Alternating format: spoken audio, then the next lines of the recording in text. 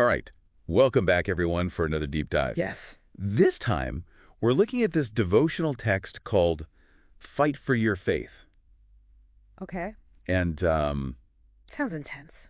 it is, yeah.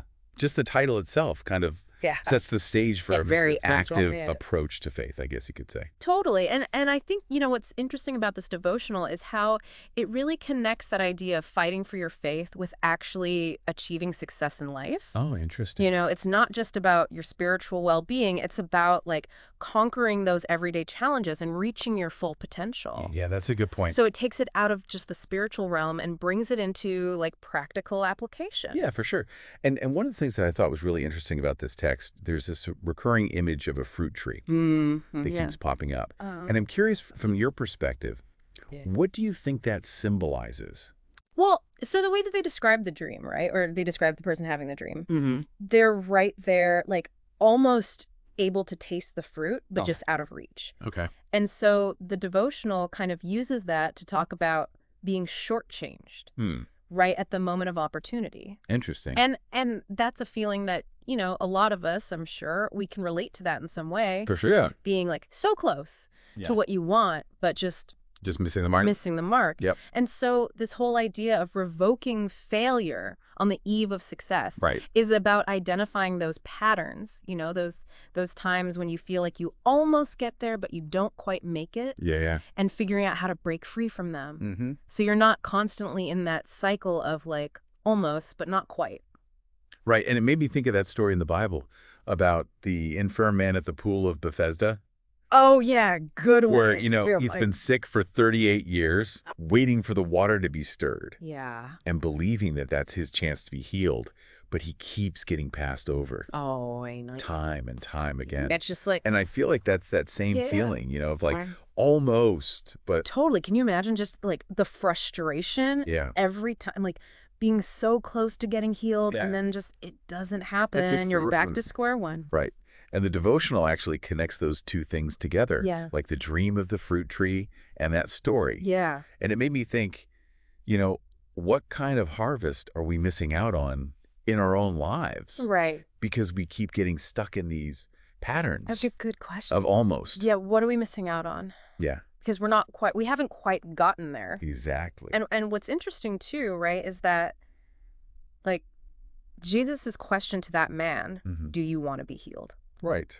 That's such a powerful question because it's almost like he's challenging him, Yeah. to look inward and rekindle that desire, that fire within. Yeah, really own it. Exactly. Do you really want this? Yeah, it's almost like sometimes we get so used to our situations, to those patterns of just almost getting there. Totally. That we forget to really desire the change that we crave. It's like we've accepted that just almost getting there is good enough. Yeah, we get comfortable with it. Yeah, we get comfortable in those patterns. But this devotional is saying no, there's more for you. Right. You got to break free from that.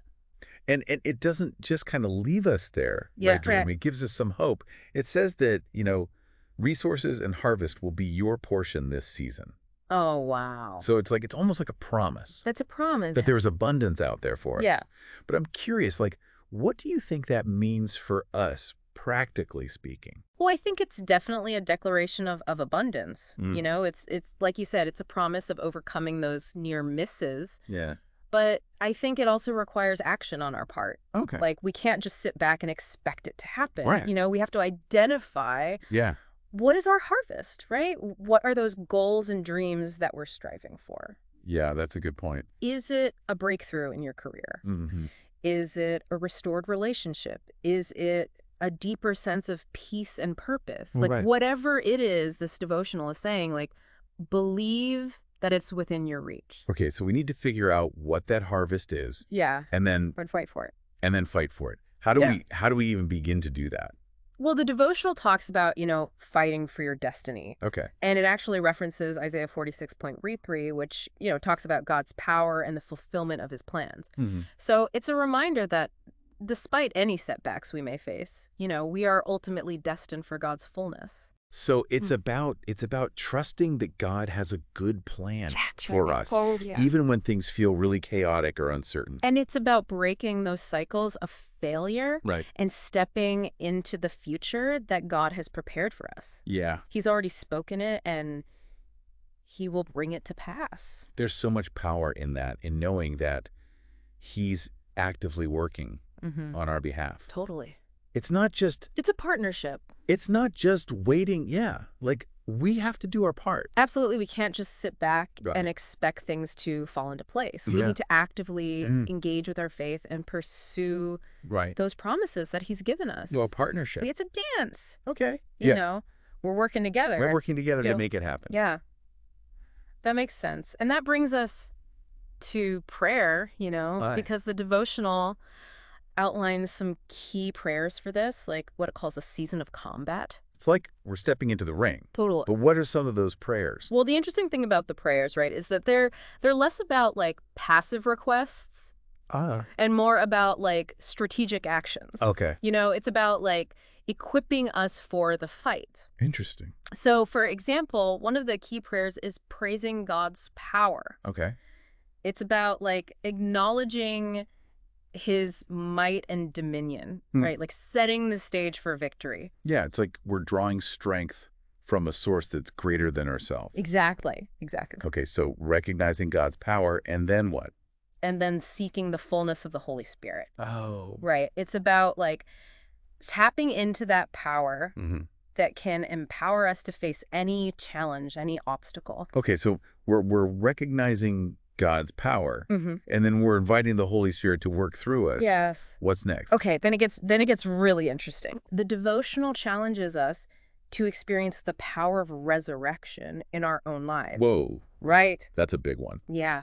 What does that even mean? Yeah, what does that look like? Right. So it's about breaking free from those things that hold us back, those patterns of defeat or stagnation, right? It's about like embracing a newness of life. Okay. A fresh start. Okay. You know, like the tomb couldn't contain the power of resurrection. Yeah. Like challenges we face can't contain the power of God working in us.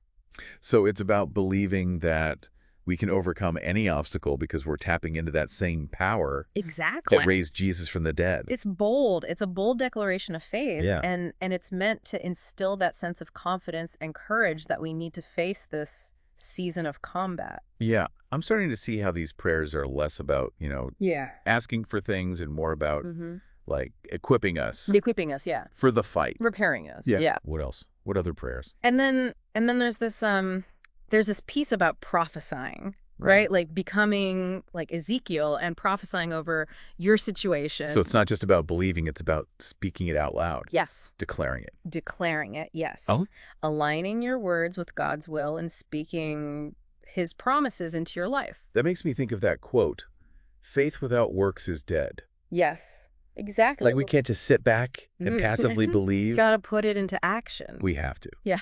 And be specific. Oh, like, yeah. what situation is troubling you? Okay. Name it, and then dictate how things will be from now on. Okay, so it's about taking ownership.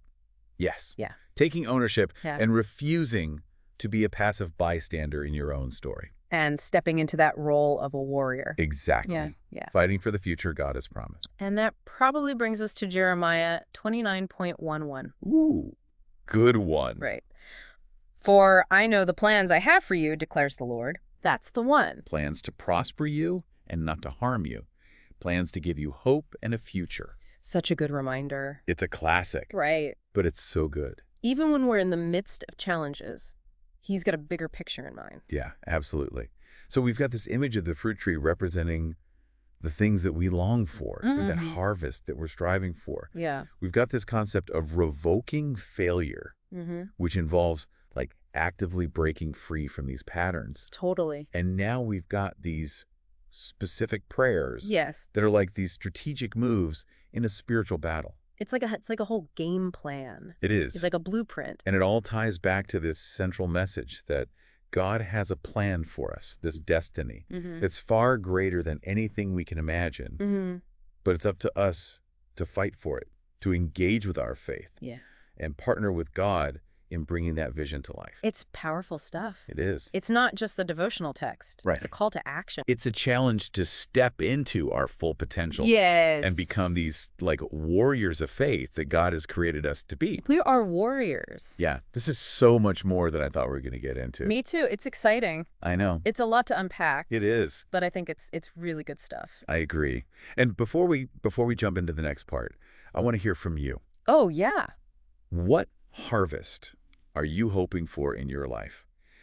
How can you apply these principles of faith and perseverance to break free from these cycles of almost succeeding and finally claim that victory? Good questions. Keep those in mind as we continue exploring Fight for Your Faith. For sure. You know, it's interesting as we're kind of unpacking this whole idea of fighting for our faith. The devotional really emphasizes this concept of a season of combat. Oh, yeah. Which I think I like that. Really brings that boxing match analogy to life. Yeah, for sure. Like we're literally stepping into the ring, ready to face whatever challenges come our way. Yeah, but what does that actually look like? Yeah, that's a good question. Oh, no. I mean, in everyday life, right? How do we actually do that? Yeah. Well, I think the devotional actually provides some pretty specific guidance. Okay. You know, in the form of those key prayers that we talked about earlier. They're less about like passive requests and more like these strategic moves, equipping us for the fight.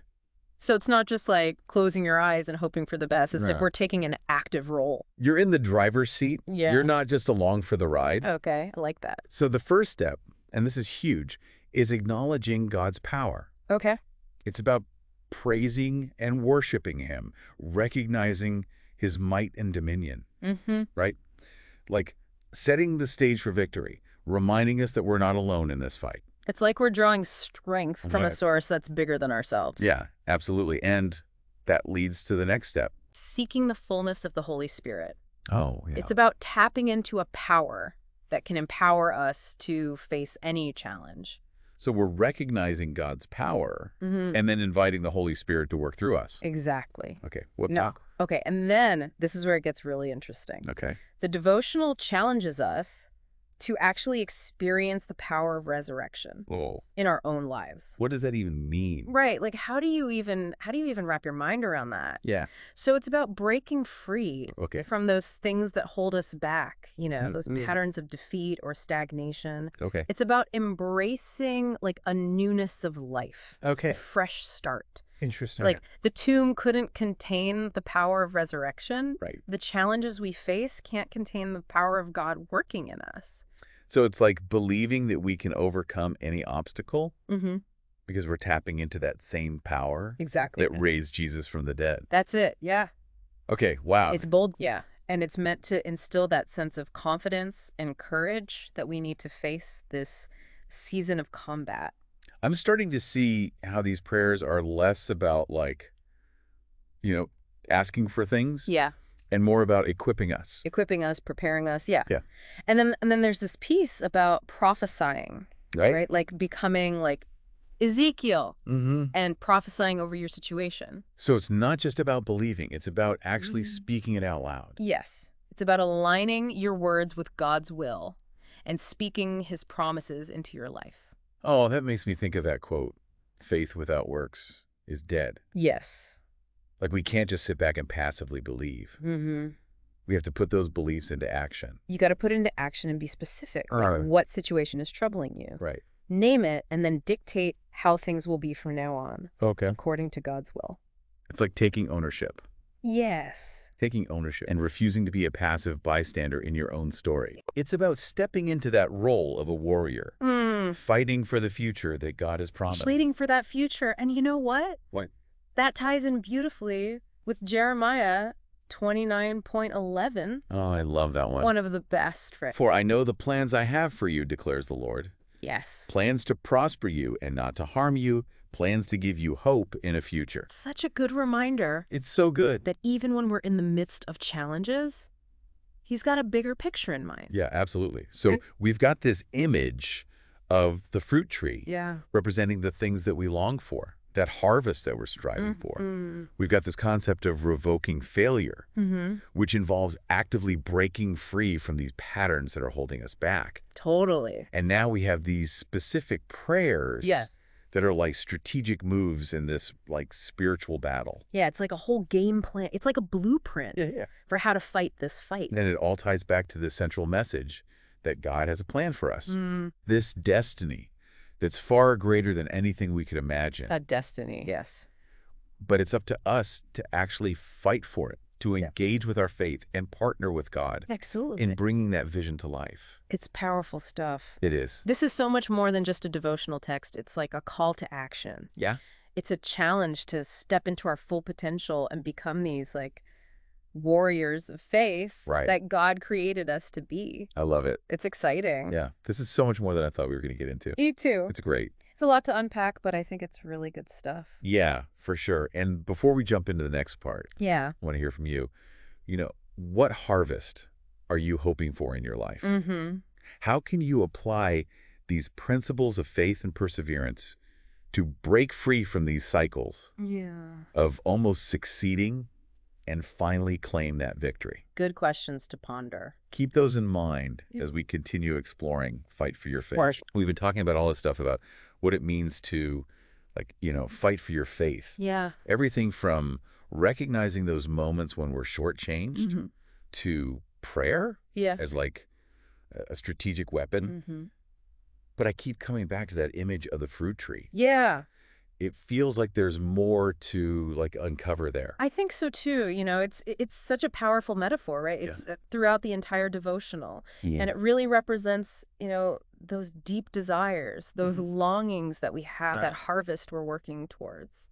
Right. But it also kind of highlights the frustration, the feeling like it's always just out of reach. Like you can almost taste it, but exactly. Not quite. Yeah, that almost feeling like you're on the cusp of a breakthrough, but somehow you fall short. Yeah. And the devotional seems to suggest that it's not just bad luck or circumstances. Like there's actually a spiritual dimension to it. Okay. So it's not just about like, you know, overcoming our own limitations or bad habits or whatever.